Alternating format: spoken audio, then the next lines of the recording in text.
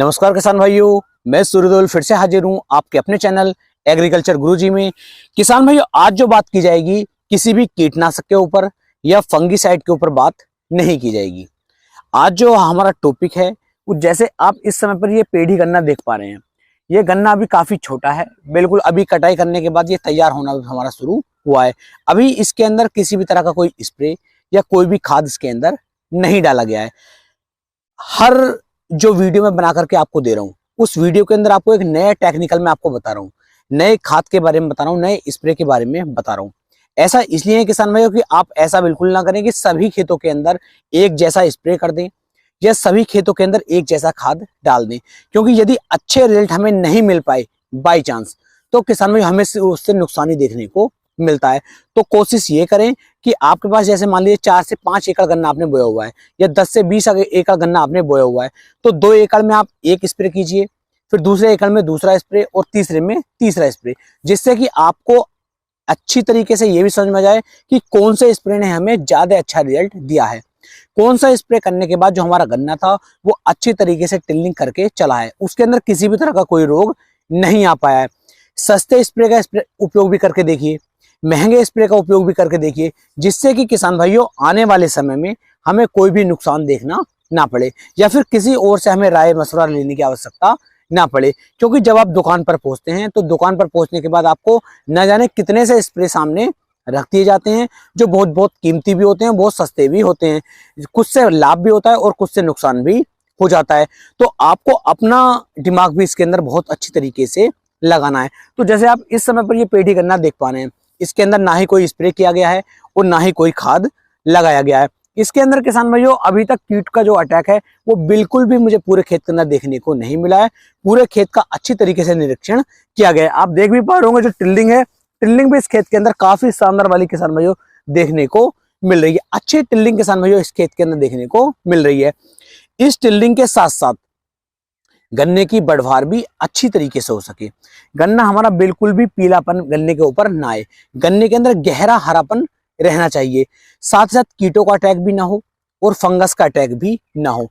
यदि इस तरीके से हम चल पाते हैं, काफी कम खर्च में एक अच्छा बेनिफिट यदि हम निकाल पाते हैं, तो किसान भाई यही हमारी किसानी के लिए सर्वगुण संपन्न वाले कार्य हो जाएंगे।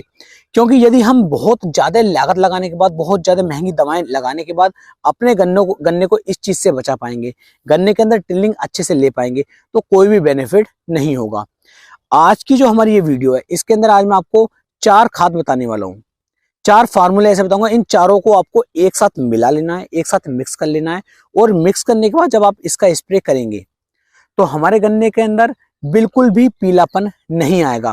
जो पत्ते आपको लग रहे होंगे कि कुतरे कुतरे से पत्ते हो रहे हैं, वो पत्ते भी बिल्कुल भर जाएंगे, अच्छी तरीके से उनके ऊपर शाइनिंग आ जाएगी, पत्ता बिल्कुल आपका हरा भरा हो जाएगा। खेत के अंदर टिल्लिंग होगी, जो कल्ले होंगे वो भी किसान भाई ज्यादा मात्रा में आपको देखने को मिलेंगे। और यदि कीटों का भी अटैक है तो लास्ट में मैं आपको एक कीटनाशक भी बताऊंगा, जिस कीटनाशक का यदि आप उपयोग करेंगे तो आपके खेत के ऊपर जो कीटों का अटैक चल रहा था वो कीटों का अटैक भी खत्म हो जाएगा। बहुत ही शानदार वाले स्प्रे हैं। इन स्प्रे का कॉम्बिनेशन आपने आज तक कभी भी अपने खेत के अंदर उपयोग में नहीं लाए होंगे, तो आप इसका उपयोग करके एक बार देख सकते हैं। मैं ये नहीं कह रहा हूं कि पूरे खेत के अंदर या आपने जितना भी गन्ना लगाया हुआ है सभी गन्ने के अंदर आप इसी स्प्रे को कर दीजिए। मैं आपके लिए अलग अलग वीडियो बनाकर लाता रहता हूँ, अलग अलग खाद आपको बताता रहता हूँ, तो उनका उपयोग आप करके देखिए। अलग अलग खेत के अंदर अलग अलग एक्सपेरिमेंट आप कर सकते हैं। अलग अलग एक्सपेरिमेंट आप करेंगे, उससे सिर्फ और सिर्फ आपको ही फायदा होगा। आपकी एक तो नॉलेज बढ़ेगी, जानकारी बढ़ेगी, और उसके साथ साथ कम खर्च में, कम लागत में आप अपनी फसल से ज्यादा पैदावार निकाल पाएंगे। तो मैं आपको बताता हूं कि कौन कौन से स्प्रे इसमें आपको लेने हैं। तो सबसे पहले जो आपको स्प्रे लेना है वो लेना है आपको ह्यूमिक एसिड। जो ह्यूमिक एसिड आपका 95% में देखने को मिलता है।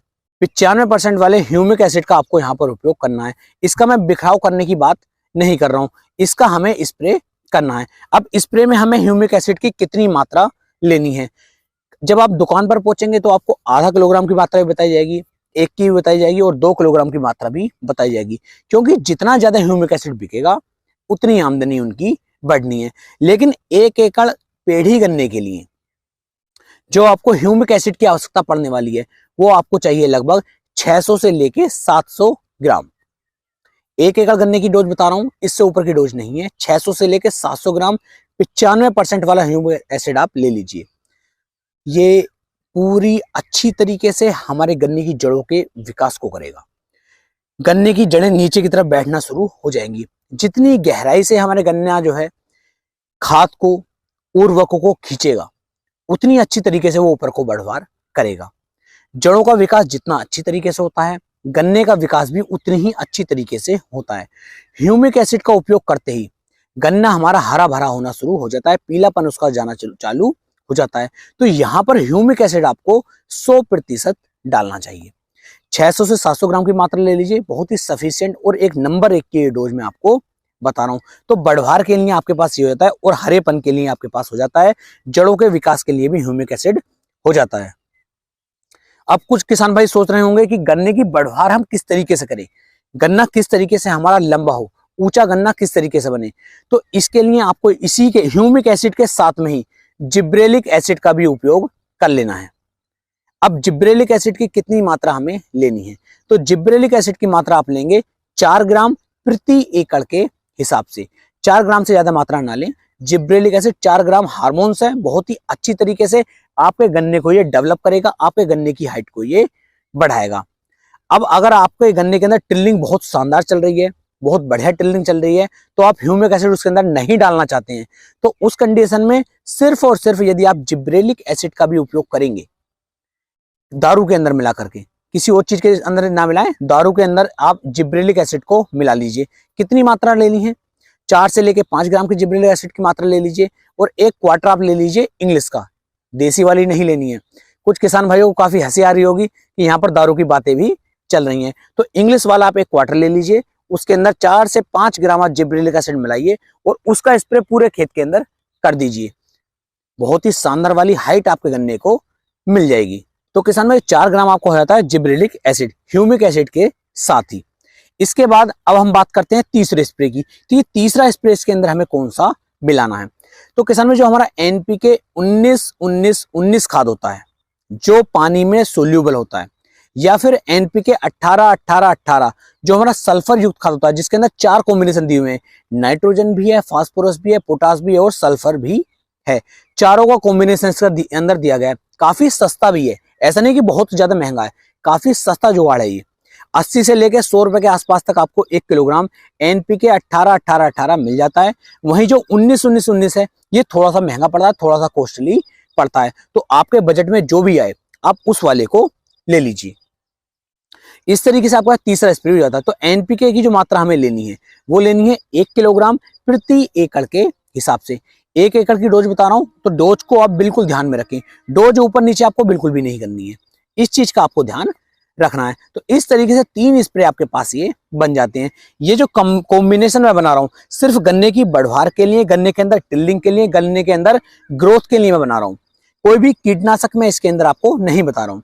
चौथा जो स्प्रे आप लेंगे वो लेंगे एनपीके 052-34।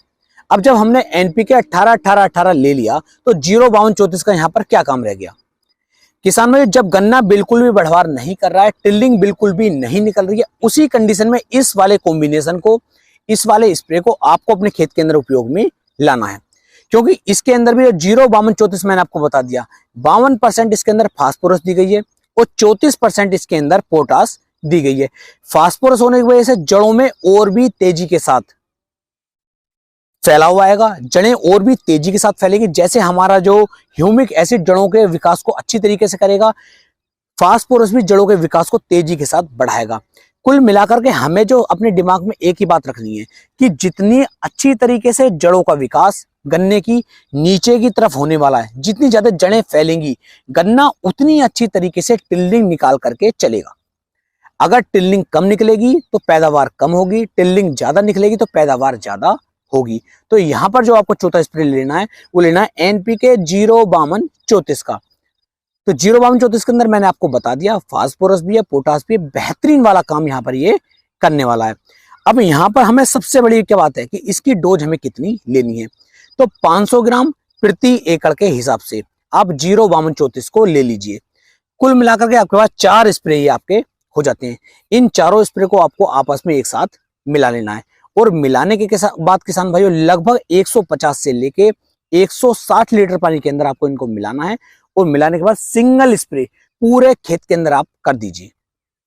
स्प्रे करने के लगभग 1 दिन के बाद आप अपने खेत के अंदर पानी चला दीजिए, खेत की आप सिंचाई कर दीजिए। इतना करने के लगभग 8 दिन के बाद आपको अपने खेत के अंदर आना है। और 8 दिन के बाद जब आप अपने खेत के अंदर आएंगे, आपको गजब के नंबर 1 के शानदार परिणाम देखने को मिलेंगे। 100% जिम्मेदारी के साथ कह रहा हूं, बहुत ही लाजवाब वाले रिजल्ट आपको देखने को मिल जाएंगे। तो 8 दिन के बाद आप मुझे इसी वीडियो पर आकर के नीचे कमेंट करके जरूर बताएं कि आपको कैसे रिजल्ट देखने को मिले, गन्ना आपका किस तरीके का चल रहा है, गन्ने की बढ़वार किस तरीके की हो रही है।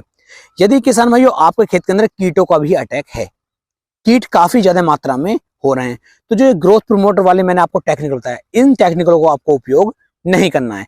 सबसे पहले हमें कोशिश ये करनी है कि हमारा जो खेत है, हमारा जो गन्ना है, वो रोग रहित हो, उसके अंदर ना फंगस का अटैक हो ना कीटों का अटैक हो। क्योंकि यदि कीटों का अटैक है, फंगस का अटैक है और उसके अंदर हम ग्रोथ प्रमोटर डालने हैं, तो कोई भी फायदा देखने को नहीं मिलता है। तो सबसे पहले तो गन्ने के अंदर हमें रोगों को हटाना है, फंगस को हटाना है, उसके बाद ही इन खादों का उपयोग करना है। तो यदि फंगस का अटैक भी चल रहा है और आपका कीटों का अटैक भी चल रहा है, तो इन्हें पहले आप समाप्त कर लीजिए। कीट के लिए मैंने आपको इससे पहले जो वीडियो बनाई थी उसमें मैंने आपको बताया था, जो हमारी कार्टप हाइड्रोक्लोराइड 50% में आती है, क्लोरोपेरिपास प्लस साइपरमेथ्रिन आती है, दोनों की 250-250 300 ml की मात्रा ले लीजिए, 150 लीटर पानी के अंदर मिक्स कीजिए, उसका स्प्रे कर दो। 4 से 5 दिन के अंदर कीटों का जो अटैक है वो 100% खत्म हो जाता है। बहुत ही बेहतरीन वाले रिजल्ट आपको देखने को मिलते हैं। तो इस तरीके से यदि आप चलते हैं, मेरी वीडियो आप लगातार देख रहे हैं और जैसे मैं आपको बता रहा हूं इस तरीके से आप कोशिश कर रहे हैं अपनी खेती में आगे बढ़ने की, तो आपके खेत के अंदर किसी भी तरह का कोई भी अटैक फिर नहीं हो पाएगा। उम्मीद है मेरी ये जानकारी, मेरी ये वीडियो आपको बेहद ज्यादा पसंद आई होगी। वीडियो अच्छी लगी हो तो ज्यादा से ज्यादा किसान भाइयों तक शेयर करें। फिर मिलेंगे एक नई वीडियो में, तब तक के लिए मेरे सभी प्यारे किसान भाइयों को जय हिंद, जय भारत, जय किसान, वंदे मातरम।